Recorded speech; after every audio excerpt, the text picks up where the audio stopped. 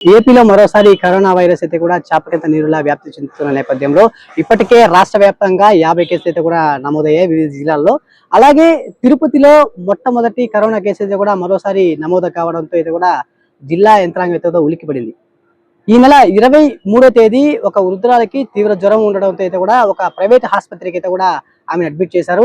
ఆ తిరుపతి రూరల్ ప్రాంతానికి చెందినటువంటి ఒక వృద్ధురాలు తీవ్ర జ్వరంతో అయితే కూడా ఒక ప్రైవేట్ ఆసుపత్రికి అయితే అడ్మిట్ అయ్యారు. అక్కడ వైద్యులు చూసి అక్కడ కరోనా టెస్ట్ చేయడంతో అయితే కూడా ఆమెకి కరోనా పాజిటివ్ వచ్చింది. దీంతో అధికారులకు అయితే కూడా ఒక్కసారిగా అప్రమత్తమయ్యారని చెప్పుకోవచ్చు. అలాగే ఆమెతో ఉన్నటువంటి కుటుంబ సభ్యులకు కూడా అయితే కూడా కరోనా టెస్ట్ అయితే కూడా చేశారు. అయితే వాళ్ళ కుటుంబ సభ్యులకు ఎవరికి కూడా పాజిటివ్ రాకుండా అందరికీ నెగిటివ్ రావడంతో కాస్త ఊపిరి పీల్చుకున్నాడు. తిరుపతిలో ఈ యొక్క కరోనా కేసు నమోదు కావడంతో అయితే కూడా తిరుపతి జిల్లా యంత్రాంగం అయితే కూడా పూర్తి స్థాయిలో అప్రమత్తం అయితే చెప్పుకోవాలి. ఇక్కడ రోగులకి ఎటువంటి ఏర్పాట్లు అయితే కూడా చేశారు. అలాగే కరోనా సోకకుండా ఎటువంటి జాగ్రత్తలు తీసుకోవాలని దానిపైన తిరుపతి రోయల్ ఆసుపత్రి సూపరింటెండెంట్ మనోహర్ గారు అయితే కూడా ఈ కరోనా వ్యాప్తిని ఎలా ఎదుర్కోవాలి, అలాగే తీసుకోవాల్సిన జాగ్రత్తలపై అయితే కూడా ది ఫెడరల్ ఆంధ్రప్రదేశ్ తో మాట్లాడారు. నమస్కారం, నా పేరు డాక్టర్ మనోహర్, రియా సూపరింటెండెంట్ని.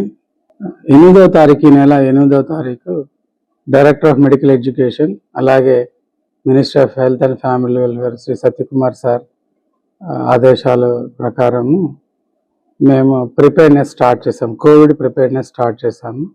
అందులో భాగంగా 15 సపరేట్ ఎక్స్క్లూజివ్గా కోవిడ్ బెడ్స్, అలాగే 10 వెంటిలేటర్స్ ఉండేట్టుగా మేము ఐడిహెచ్లో రెడీ చేసేసాము. ఇప్పటి వరకు మనకు ఒక్క కేసు కూడా నమోదు కాలేదు. తిరుపతి మన రియాకు వచ్చిన కేసుల్లో ఒకటి కూడా నమోదు కాలేదు. దీనికి సంబంధించి ప్రిపేర్నెస్, గ్లౌస్ దగ్గర నుంచి, మాస్కుల దగ్గర నుంచి, అలాగే ర్యాపిడ్ డయాగ్నోస్టిక్స్ కిట్స్ కావాలని, ఆర్టీపీసీఆర్ కిట్స్ దగ్గర నుంచి అన్నీ మేము సన్నద్ధంగా ఉన్నాం. ఎంతమంది వచ్చినా వాళ్ళని ట్రీట్ చేయడానికి నేను, మా హాస్పిటల్ సిబ్బంది మొత్తం ఆల్ డిపార్ట్మెంట్స్, మెడిసిన్ కావచ్చు, పల్మనాలజీ కావచ్చు, పీడియాట్రిక్స్ కావచ్చు, మేమందరం సిద్ధంగానే ఉన్నాం, సన్నద్ధంగానే ఉన్నాం. ప్రజలు ఎవరు భయాందోళనకి గురి కావద్దండి. ఇప్పుడు వచ్చిన వేరియంట్ కూడా కొత్తది కాదు, పాత వేరియంటే. ఇది చాలా హార్మ్ చేసే వేరియంట్ కాదు. భయపడద్దండి, భయాందోళనకు గురి కావద్దండి. 24/7 మీకు సర్వీస్ చేయడానికి రుయా హాస్పిటల్ ఎప్పుడు రెడీగా ఉంటారు. జనాలు ఎటువంటి జాగ్రత్తలు తీసుకోవాలి సార్?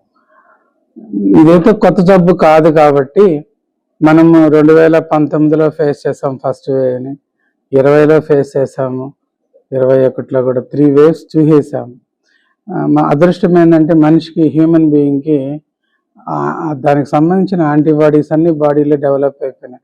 ఒకవేళ వస్తే కూడా దాన్ని ఎదుర్కొనే గుణం ఉంటుంది కాబట్టి భయం లేదు. చాలామంది వ్యాక్సిన్స్ కూడా 18 ఏళ్ళు మీద పైబడిన వాళ్ళందరూ కూడా మనం వ్యాక్సిన్స్ తీసుకున్నాము. తద్వారా కూడా మనకు ప్రొటెక్షన్, ఇమ్యూనిటీ బాగా ఉంది. ఏమంటే మిగతా వైరల్ జ్వరాల్లాగే జ్వరం వస్తే జ్వరము, జలుబు వస్తే జలుబు మందు, అలాగే విటమిన్స్, పర్టికులర్గా షుగరు, బీపీ ఉన్నవాళ్ళు ప్రత్యేకంగా ఎక్కువ శ్రద్ధ తీసుకుంటే సరిపోతుంది, ఎవరిని హామ్ అయితే చేయడం లేదు. అలాగే మన తిరుపతి అతిపెద్ద పుణ్యక్షేత్రం కావడం వల్ల ఇక్కడికి తిరుమలకి వచ్చే భక్తులు కావచ్చు, వాళ్ళ నుంచి మనకు వివిధ ప్రాంతాల నుంచి, వివిధ రాష్ట్రాల నుంచి, వివిధ దేశాల నుంచి వస్తున్నారు కాబట్టి మనకు రుయాస్పత్రి మీద కూడా ఒత్తిడి ఉంటుంది. మేము వాళ్ళను కూడా ట్రీట్ చేయడానికి మేము సన్నద్ధంగా ఉన్నాము.